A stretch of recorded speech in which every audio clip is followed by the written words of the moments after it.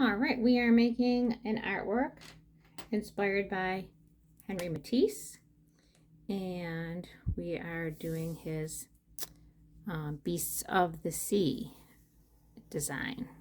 So we're doing something that's similar to his work.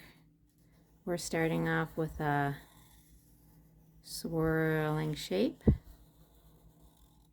and then from there we're going to do two long rectangles. So we're using both geometric and freeform shapes for this. And they don't need to be perfect.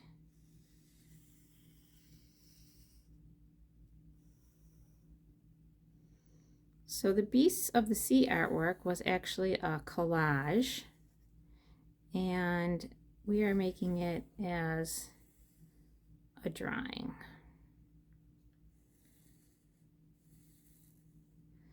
So this is abstract art, meaning that it's not supposed to look exactly like real life.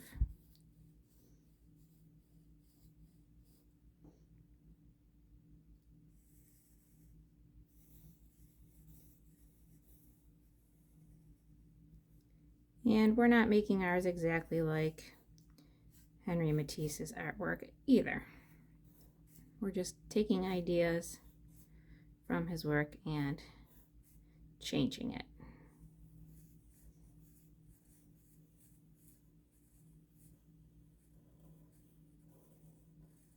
So sometimes it might look like coral, or it might look like seaweed, or it might look like creatures under the water. That's the ideas that we get from looking at his Beasts of the Sea artwork. His artwork was actually a collage, which is cut paper, and then it was pasted onto canvas. So we are using markers. I'm starting out with a Sharpie because then my other colors won't get mixed into this work. I'm going to make another swirl.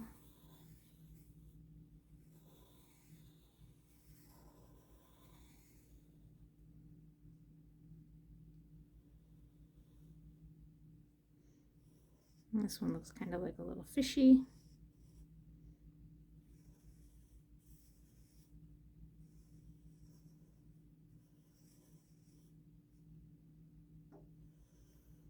Yeah, this one reminds me of a heart upside down, and one that's right side up.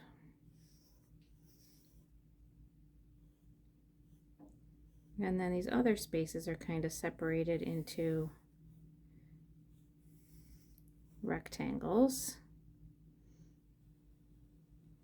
that will give us other areas for coloring in.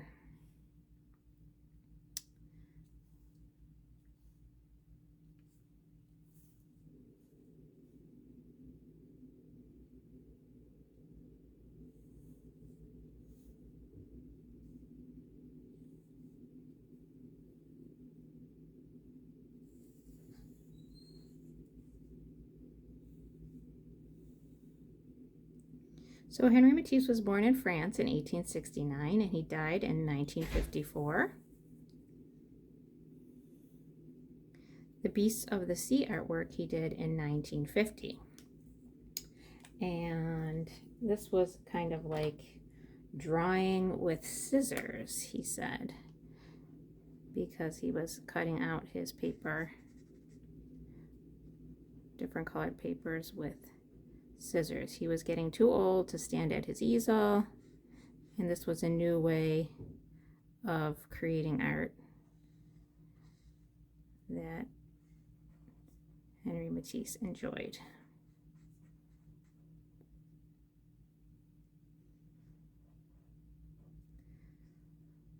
So actually, when Henri Matisse was younger, he was not that interested in art. He didn't decide to become an artist until he was 20, when he was recovering from appendicitis, and his mother gave him a box of paints to use, and he found that he really enjoyed making art. So he eventually took some art classes and was working as an assistant lawyer. Then he stopped working as an assistant lawyer and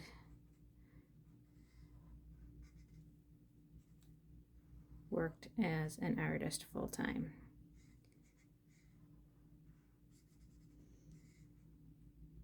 He went through a time where he was using really wild, bright colors, and so his artwork was considered to be part of the Fauvism movement. That word Fauvism, or fauves, means wild beasts. So people were so shocked by these bright colors that the artists were using that they were considered the Fauvist artists. But Henri Matisse didn't stick to those bright colors. He did more of his artwork is considered more post-impressionism, where he was painting his impression of what he saw, and his paintings are a little bit more flatter looking, still colorful, but a little bit more relaxing to look at than the wild colors. Sometimes Henri Matisse also let his little bits of canvas show through his work in little white spots, and that sort of gave his paintings a bright and sparkling feel.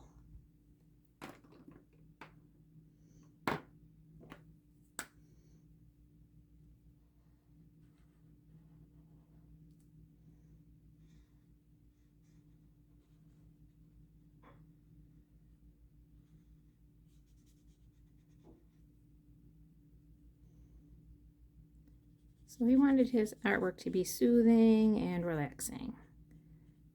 Kind of like when you take a rest at the end of the day. And he really tried to balance out his colors in his composition. So composition is the placement of objects in your art, or the placement of colors. So we spread out the colors, and that helps your eye to go from one place to another on the artwork and to enjoy all of the work.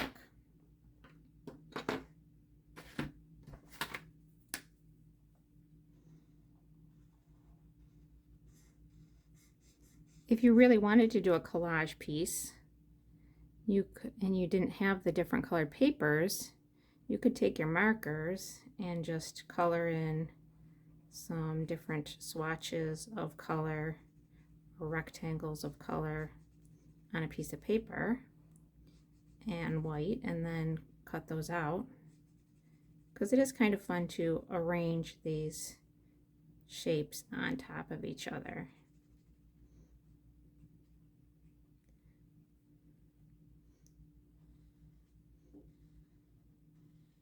So you can take your scissors for a walk on your paper if you wanted to do cut out collage like Henri Matisse.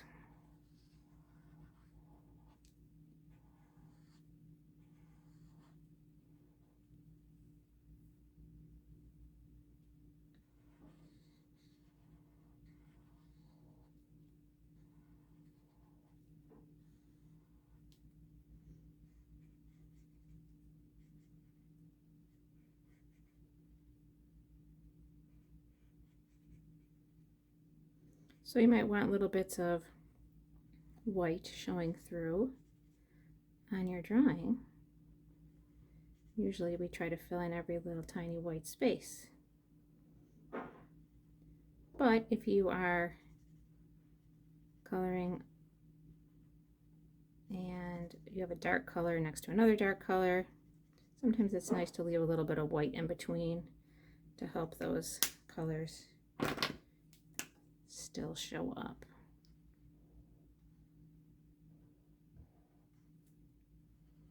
Sometimes when a dark color is next to another dark color, they blend in quite a bit.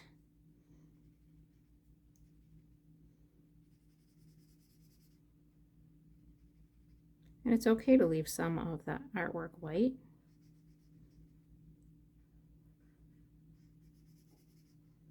You might want to leave a whole rectangle white.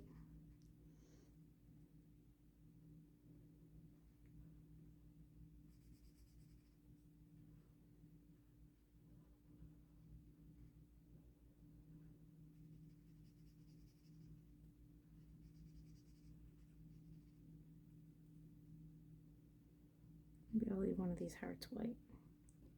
Make it a little bit different from my other one. And I think I would like to color this one in.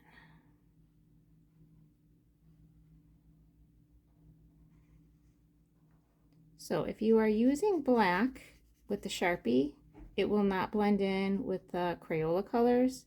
But if you decide to use just a black Crayola, try to wait till the end to use the black as your last stop.